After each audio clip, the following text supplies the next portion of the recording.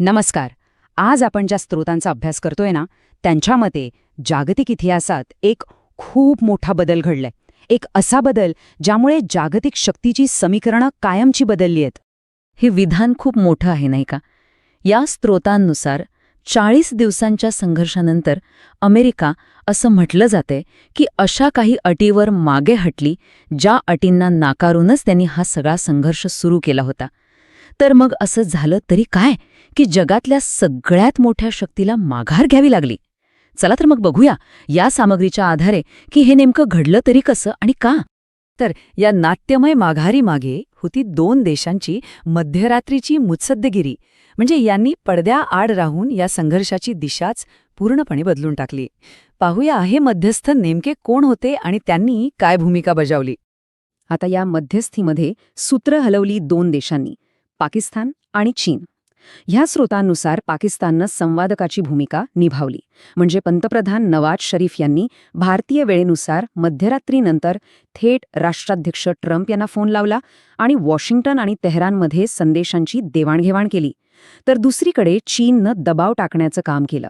राष्ट्राध्यक्ष Xi Jinping यांनी हॉर्मुझच्या सामुद्रधुनीचा आंतरराष्ट्रीय कायद्याचा मुद्दा उचलला आणि सर्वात मोठी गोष्ट म्हणजे त्यांनी पेट्रोडॉलरच्या जागी युआन वापरायची धमकी दिली, ज्यामुळे अमेरिकेवर प्रचंड आर्थिक दबाव आला. ह्या 2 वेगवेगळ्या डावपेचांनी मिळून अमेरिकेला कोंडीत पकडलं होतं. अच्छा, तर मग नेमक्या कोणत्या अटी होत्या त्या? अमेरिकेनं असं काय मान्य केलं की त्यांना एवढी मोठी माघार घ्यावी लागली? तर या स्रोतांनुसार इराणनं हा संघर्ष संपवण्यासाठी अमेरिकेसमोर ठेवल्या होत्या 10 मागण्या. पहिली आणि सगळ्यात मोठी मागणी होती इराणच्या युरेनियम एनरिचमेंटला, म्हणजे त्यांच्या अणुइंधन समृद्धीकरणाला मान्यता देणं. ही एकच अट म्हणजे अमेरिकेच्या अनेक वर्षांच्या फॉरेन पॉलिसीला थेट आवाहन होतं. त्यानंतरची मागणी होती सगळेच्या सगळे आर्थिक निर्बंध हटवण्याची. म्हणजे फक्त आत्ताचेच नाही तर भूतकाळात लावलेले सगळे. हे अमेरिकेकडून एक खूप मोठं कन्सेशन होतं. आणि मग एक अशी मागणी जी आजवर कधी ऐकलीच नसेल, इराणला युद्धाची नुकसान भरपाई देणं. विचार करा, संघर्ष अजून सुरू असतानाच एका महासत्तेनं अशी मागणी मान्य करणं हे इंटरनॅशनल पॉलिटिक्समध्ये किती वेगळं आहे. याशिवाय दुसऱ्या मागण्याही तितक्याच महत्त्वाच्या होत्या.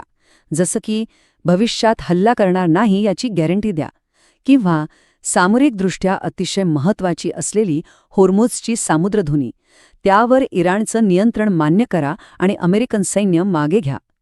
ह्या मागण्यांवरूनच आपल्याला या कराराची व्याप्ती आणि इराणचा आत्मविश्वास किती वाढला होता हे दिसून येतं. तर मग प्रश्न हाच आहे की अमेरिकेला या सगळ्या मागण्या मान्य कराव्याशा का वाटल्या असतील? असं काय झालं? चला आता या विश्लेषणाच्या पुढच्या भागात आपण तीच कारणं शोधूया ज्यांनी वॉशिंग्टनवर दबाव टाकला.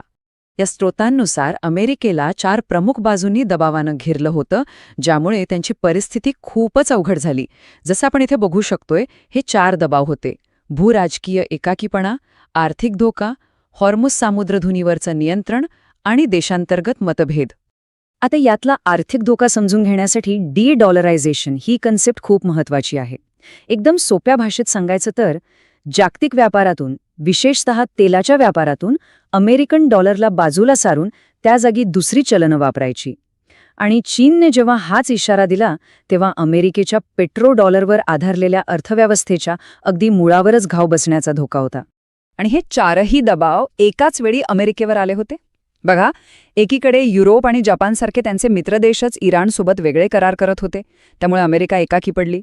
दुसरीकडे होर्मुझच्या सामुद्रधुनीवरचं इराणचं नियंत्रण हे अक्षरशः अणुबॉम्बपेक्षाही मोठं शस्त्र ठरलं, कारण जगाचा मोठा तेलपुरवठा याच मार्गावरून होतो. त्यात चीनची धमकी, पेट्रोडॉलर व्यवस्था कोसळण्याची भीती आणि देशातल्या देशातच CIA, पेंटागॉन आणि लोकांकडून युद्धाला होणारा विरोध वाढत होता.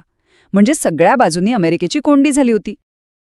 तर या 40 दिवसांच्या संघर्षाचा आणि अमेरिकेच्या या कथित माघारीचा नेमका अर्थ काय लावायचा? या स्रोतांनुसार ही फक्त एक घटना नाहीये, तर जागतिक राजकारणातल्या एका मोठ्या बदलाचे हे संकेत आहेत. मग काही एका नव्या वर्ल्ड ऑर्डरची सुरुवात आहे का? या बदलाचं सार या स्रोतांमधल्या एका वाक्यात अगदी स्पष्ट दिसतं. इराण आजही इथेच आहे. ज्याला काळ संपवू शकला नाही त्याला अमेरिका संपवायला निघाली होती. हे एक अशक्य स्वप्न होतं, जे आता भंग पावलं आहे. हे सगळं विश्लेषण ऐकल्यावर एक प्रश्न मनात येतोच. हे जे काही वृत्तांत आहेत ते जागतिक शक्ती संतुलनातल्या खऱ्या बदलाचं प्रतीक आहेत की ही फक्त एक खूप ताकदीने सांगितलेली राजकीय कथा आहे? यावर विचार करायला नक्कीच हवा. तुमच्यासाठी आम्ही असेच व्हिडिओ घेऊन येत राहू. जेन्झी कथा चॅनलला लाईक, शेअर, कमेंट आणि सबस्क्राईब करायला विसरू नका. धन्यवाद.